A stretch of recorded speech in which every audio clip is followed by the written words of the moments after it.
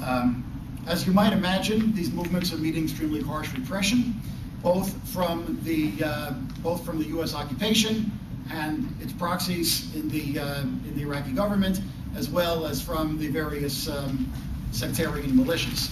And it isn't even clear where these sectarian militias end and the government begins. It's kind of a continuum, and the most sinister elements in the interior ministry troops of the government sort of overlap with the Shiite militias.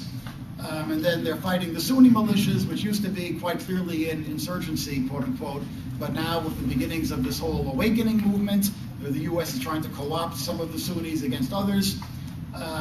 Even that is, even that's no longer clear.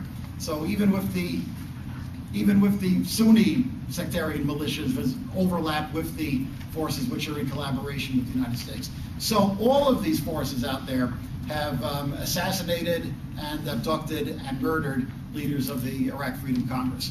The most famous incident was a man by the name of Abdel Hussein Saddam, who was the leader of a group called the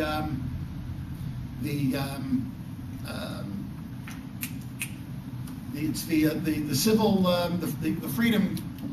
I'm spacing out on the name, but they've got a civil patrol, a sort of a neighborhood civil patrol. The IFC, the Iraq Freedom Congress, has actually got neighborhoods in Baghdad and some other cities which they actually run under their own control as sort of self-governing, autonomous zones, beginning to build parallel power from the ground up.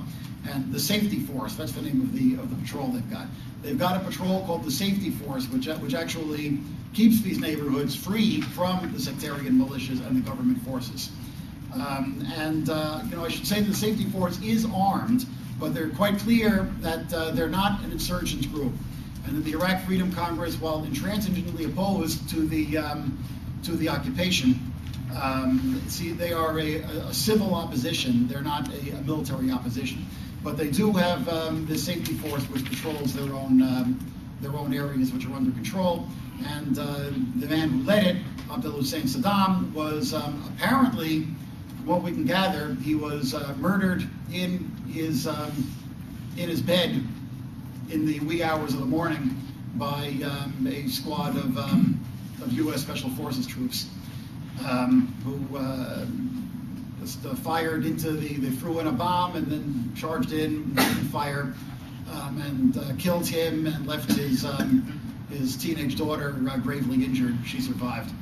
So this is just one example. There's been several such examples, and particularly in recent months at the Basra oil fields, a lot of union leaders have been assassinated. Not even always clear who it is. Like I say, they've sort of got a lot of enemies. They've got all the right enemies, as the saying goes. And as well, their offices, the offices of the Iraq Freedom Congress in Baghdad, have been repeatedly raided by U.S. troops. Most recently, it happened just last month in February, where they just, hold everybody at gunpoint and rifle through their files and so on. One more thing I want to say about this movement before I wrap up is the most significant stride which they've made this year is that they actually launched a satellite television station called Al-Sana TV, which they say that this is overwhelmingly how Iraqis get their news and information is from satellite television, and that the U.S. is funding the official state media in Iraq, and particularly that of the CIA's favored force, which is the Iyad Alawi faction of secular Shiites, former Baathists, pretty much an ugly lot.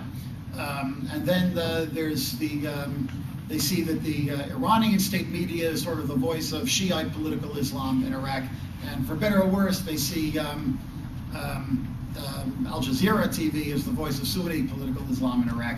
So the one thing which is missing is a voice of the secular left in Iraq and the progressive anti-imperialist forces who support secularism in Iraq.